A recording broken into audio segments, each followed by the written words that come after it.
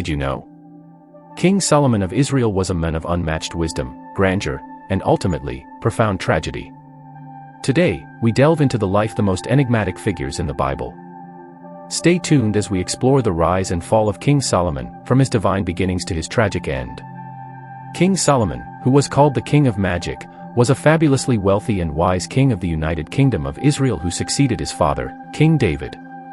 A master over many types of magic, he was known as perhaps the first true summoner of demons, with the most famous being the 72 noble demons who would later be known as the Ars Goetia. A son of David and Bathsheba who was alive from around 1011 BC to 931 BC, he ruled as the third king of ancient Israel, and was said to be a great king who made the country enormously prosper. He was known for making many excellent political measures in his position as king, but also left behind many anecdotes as a magus. But who really was King Solomon, and how did he move from being the richest noble and wisest king Israel had ever known to being a mediocre old man who was unrecognizable? Solomon was born in Jerusalem, as the second-born child of King David and his wife Queen Bathsheba, the widow of Uriah the Hittite.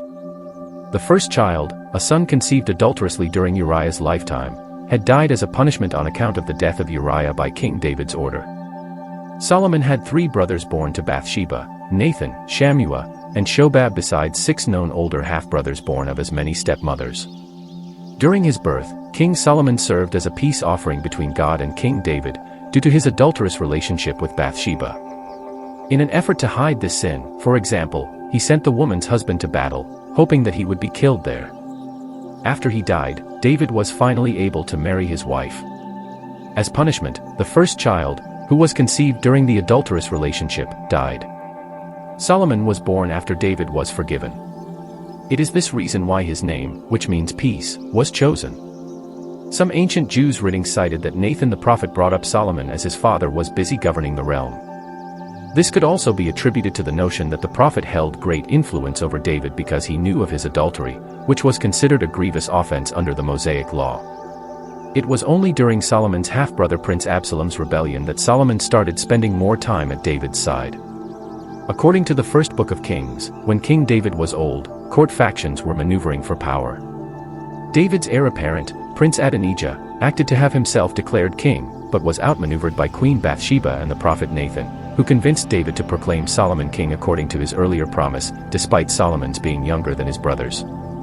After ascending to power, King Solomon, as instructed by his father King David, began his reign with an extensive purge, including his father's chief general, Joab, among others, and further consolidated his position by appointing friends throughout the administration, including in religious positions as well as in civic and military posts.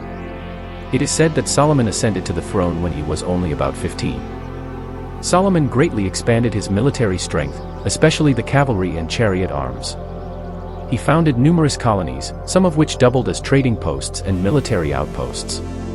According to the Hebrew Bible, the Israelite monarchy gained its highest splendor and wealth during Solomon's reign of 40 years.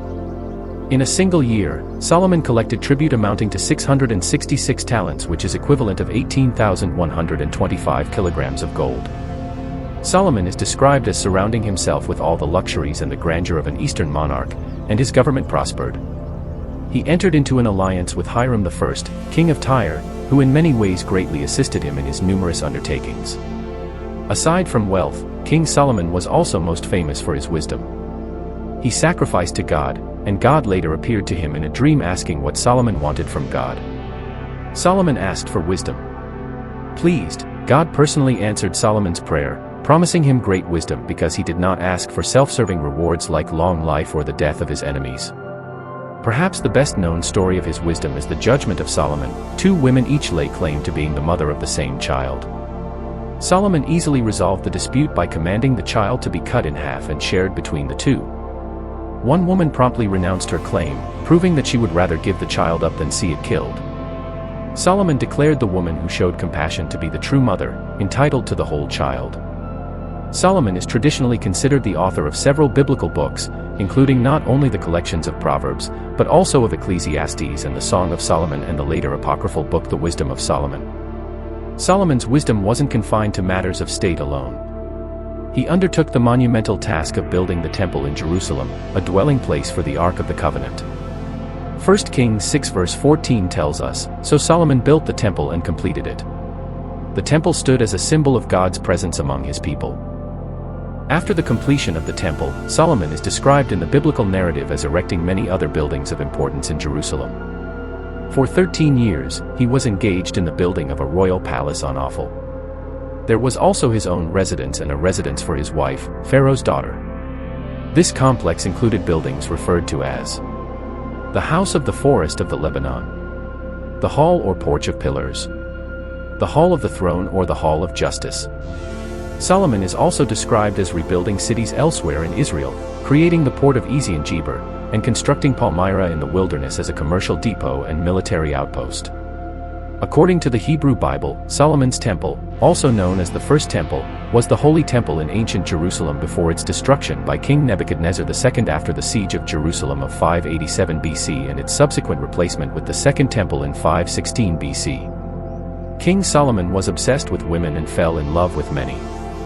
According to the biblical account, Solomon had 700 wives and 300 concubines.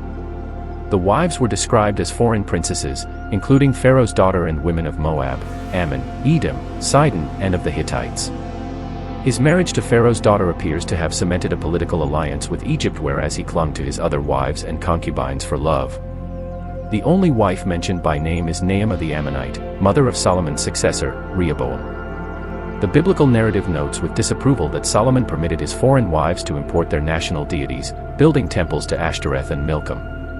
In a brief, unelaborated, and enigmatic passage, the Hebrew Bible describes how the fame of Solomon's wisdom and wealth spread far and wide, so much so that the Queen of Sheba, present-day Ethiopia, decided that she should meet him.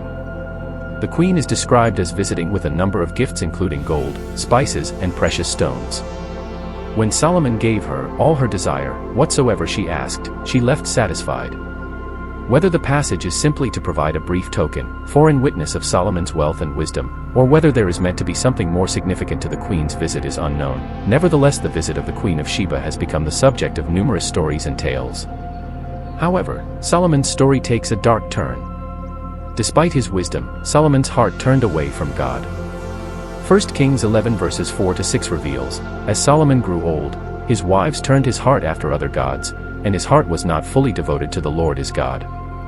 He allowed idol worship, building high places for foreign deities. This betrayal led to the erosion of the moral and spiritual fabric of Israel, drawing the nation into sin. Solomon's wives turned his heart after other gods, their own national deities, to whom Solomon built temples, thus incurring divine anger and retribution in the form of the division of the kingdom after Solomon's death. Solomon's descent into idolatry, particularly his turning after Ashtoreth, the goddess of the Sidonians, and after Milcom, the abomination of the Ammonites. A king is commanded not to multiply horses or wives, neither greatly multiply to himself gold or silver. Solomon sins in all three of these areas. Solomon collects 666 talents of gold each year, a huge amount of money for a small nation like Israel. Solomon gathers a large number of horses and chariots and even brings in horses from Egypt. Just as Deuteronomy 17 warns, collecting horses and chariots takes Israel back to Egypt.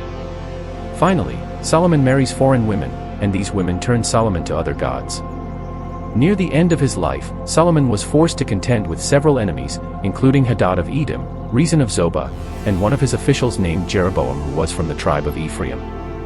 The Gnostic Apocalypse of Adam, which may date to the 1st or 2nd century, refers to a legend in which Solomon sends out an army of demons to seek a virgin who had fled from him, perhaps the earliest surviving mention of the later common tale that Solomon controlled demons and made them his slaves.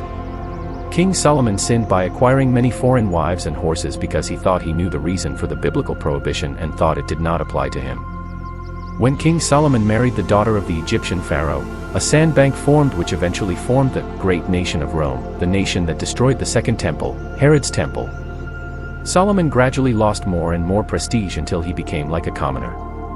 Solomon came to be known for employing 72 demon pillars and the 7 princes of hell along with several more demons as his familiars, later leaving behind a manuscript that came to be called the Ars Goetia that tells of the art of controlling and contracting demons. The Ars Goetia, also known as the 72 Pillars, is a group comprised of 72 demonic spirits with exemplary strength and their own armies. Apocryphal texts tell us of a darker influence on Solomon, the demon Azazel. It is said that Solomon, in his quest for greater power, succumbed to Azazel's temptations.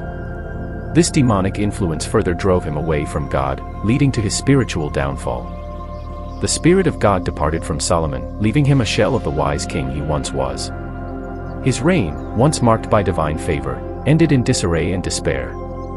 The rise and fall of King Solomon serve as a powerful reminder of the fleeting nature of human wisdom and glory without steadfast devotion to God. Proverbs 1 verse 7, attributed to Solomon himself, states, "The fear of the Lord is the beginning of knowledge, fools despise wisdom and instruction." Amen.